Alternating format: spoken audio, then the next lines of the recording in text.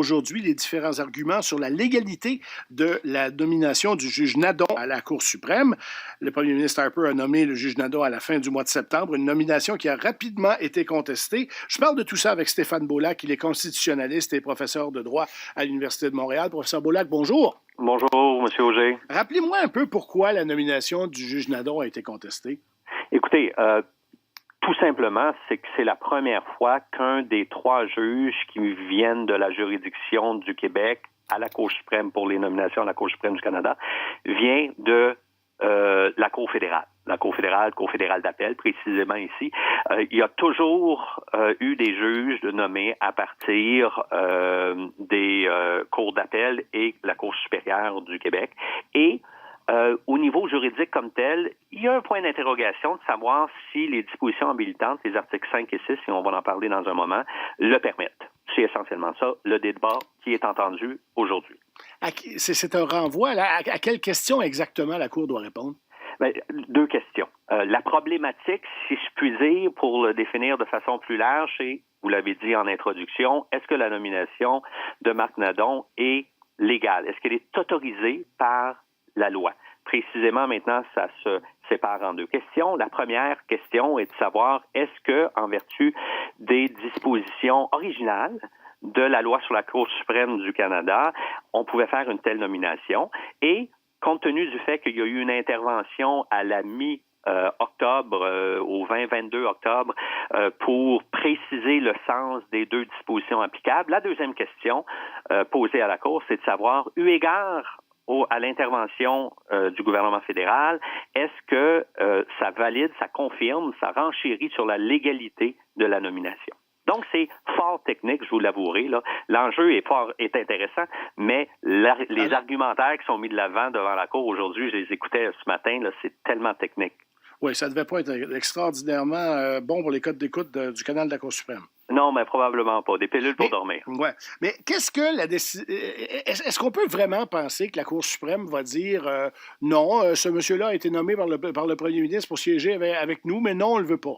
Il y a un bon nombre de mes collègues qui... je partage pas leur opinion, soit dit en passant, là, je vais annoncer mes couleurs, mais il y a quand même des arguments sérieux selon lesquels l'article 5 requiert que la personne soit membre au moment de la 5 et 6 ensemble, au moment de la nomination, que soit d'une cour supérieure, cour d'appel, c'est pas le cas de M. Nadon, et la troisième option, soit actuellement, au moment de la nomination, membre du barreau du Québec depuis un minimum de 10 ans. Or, c'est pas le cas de M. Nadon, parce qu'il est à la Cour d'appel fédérale depuis un bon nombre d'années et il a dû renoncer à son statut de membre du barreau du Québec.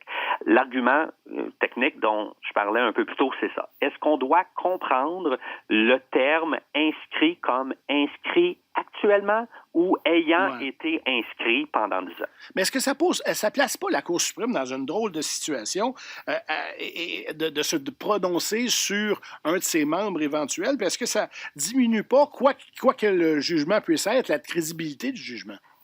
Écoutez, il y en a plusieurs qui insistent sur le caractère incongru et je le nierai pas, du fait que c'est 7 personnes, parce qu'il restait 8 juges, mais il y en a un qui s'est récusé parce que c'est monsieur le juge Rothstein est un juge à la Cour suprême qui a été nommé il y a quelques années et il vient de la Cour fédérale d'appel. L'enjeu devant la Cour maintenant concerne sa propre nomination. Donc, il s'est récusé, ils sont 7 juges et ils doivent se prononcer sur le statut de la plus récente nomination, celle du juge Nadon. Est-ce que c'est sans précédent de voir le plus haut tribunal du pays décider de questions juridiques, j'insistais sur cet aspect-là, qui concerne l'institution même? Et la réponse est non. Ça n'arrive pas souvent, mais dans le passé, par exemple, la Cour suprême a dû se prononcer sur les conditions de rémunération des juges.